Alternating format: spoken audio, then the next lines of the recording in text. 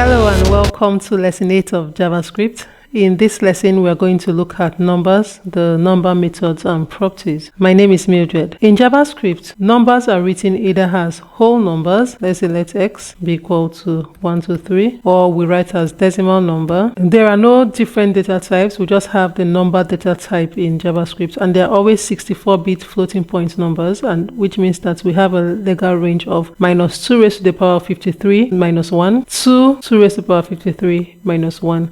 And so that is the range of the legal numbers. And so the numbers can have up to 15 digits and 17 in decimal. And so after that, the system no longer recognizes this as a number because it is too large and it becomes a big int. But with JavaScript, you have to specify big int. And we write big int using big int like this. And then we put a number here so that the system can use this number as we want it to be. Big int is not a number type. It is a type of big int. And so let's illustrate this. I have a number 1, 2, 3, 4, 5, 6, 7, 8, 9, 0, which is 10 digits, so I'll make it 17 digits. When I save this and I print out X to the page, I refresh my web page, I will have the number printed out to the page. You see that the last number is already rounded up because I used more than 15. But by the time I change this to just 15 and I refresh, I will have exactly what I have printed on the page. Now, we can't have more than 15 digits of integer numbers or whole numbers with the number data type. And if you want to have a big int, you can put an n at the end. So let me write 6, 7, 8, 9 and use an n at the end. When I save this and refresh, it sees this as a big int,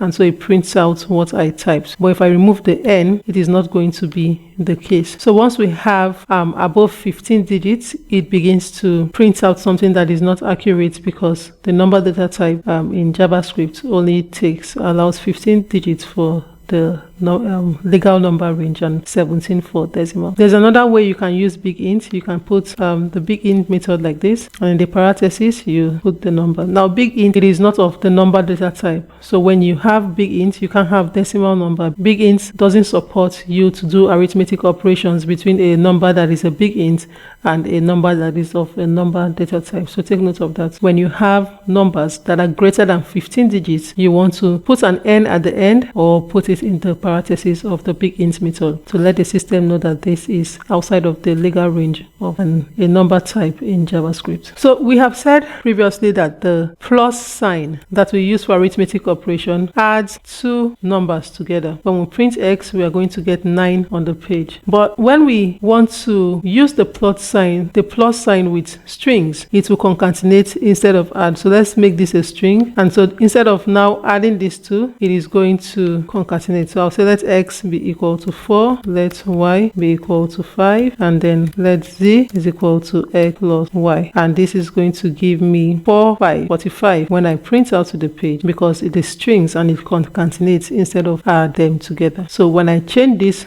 and remove the quotes, it is going to add them and it's going to print out 9 to the page. So take note, when your number is of the string data type, arithmetic operation will concatenate, but other operations will work as expected. So because JavaScript will attempt to convert this, so when I say 4 times 5, it's going to give me 20 because the other arithmetic operations will work fine. Just the plus sign that has two uses that has that issue with strings and numbers. So when I multiply this, I'll get 20. Without the quotes, I will still get 20. So take note, when you're using the plus sign in JavaScript, plus means two things. Either you concatenate strings or you add integers. And because of these two functions, it is always going to merge strings together rather than add them. So we have another number data type, which we call nan, not a number. And you'll see this along your programming journey because sometimes you will have things that are not a number. If you attempt to do operation with things that are not number, let's say this is 4 and this is a string called color red, and I attempt to do z is equal to x times y, and I'm going to get nan as my answer, telling me this is not a number. So when you see this, it means that you have used an illegal number type along with a number type to perform an operation, and the system is telling you that the result is not a number. You also have another number type, which is infinity. Like we try to do division by 0. Let's say 4 divided by, so x divided by y. This is going to be infinity because we are doing division by 0. So we have positive and negative infinity, and we'll see that a little later. So in JavaScript, when you write numbers, you try not to precede numbers with zeros like this. Although it's correct, is because we have numbers that take hexadecimal, octal, binary, and when the default is decimal. Octal always has a leading 0. Hexadecimal will have 0x like this, and then we have the binary that will have the B. And so you don't want to put preceding for a number in JavaScript just to make sure there's no confusion between the decimal or is in base 10 or it is an octal number. So now let's look at the different methods we can use to manipulate numbers, or different methods we can use with numbers to do different things, and then we're going to look at the properties. Now in number, we have a method called toString. If I want to convert x to string, I'll say let y be equal to x dot toString like this, and then when I decide to say let z be type of, I want to get the type of y, and so it's going to print the type of y is going to be string for me when I refresh my page. So y is a string. So you use the toString to convert a number to a string. We also have a method called toExponential like this. For instance, I have 4.2 like this. I want it to 2 decimal place. I can put to exponential 2 and then I'll print out y. Now let's look at this to 2 decimal place first, and then we have it to 2 decimal place but gives me in scientific notation. So to exponential will convert your number into scientific notation, but you can specify a number here to tell you how many decimal place you want your number reduced to, and without specifying that, all you get is converting what you have to scientific notation like this. So we have another function called a toFixed. Now toFixed is what we use to specify the number of decimal places. We write it like this, toFixed, and then now we can put, we want this, let me put this to, or add more numbers here. I want this to be to 3 decimal place, so I have 4.678, so I can put toFixed 3, and this will give me my number rounded up or down to 3 decimal place. We have another method called the toPrecision method. So you see the methods are a little similar, but there are slight differences to when we need them or when we use them. And when we use toPrecision, we want to specify now not the number of decimal place like the toFixed, but the number of digits that we want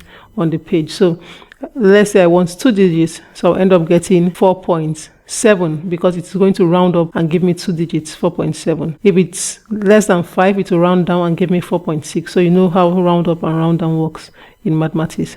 So I'll save this, refresh, and I'll get 4.7. But in the event where this is lower than 5, let's say 4, it will give me 4.6 when I refresh my page. And so this is how we use it to precision. So we can try to look at the value of method. We have the value of method. Let's say we have this to be 567, and I put x dot value of, and then I want to print out y to the page. So when I save and I refresh, I'll see 567 there.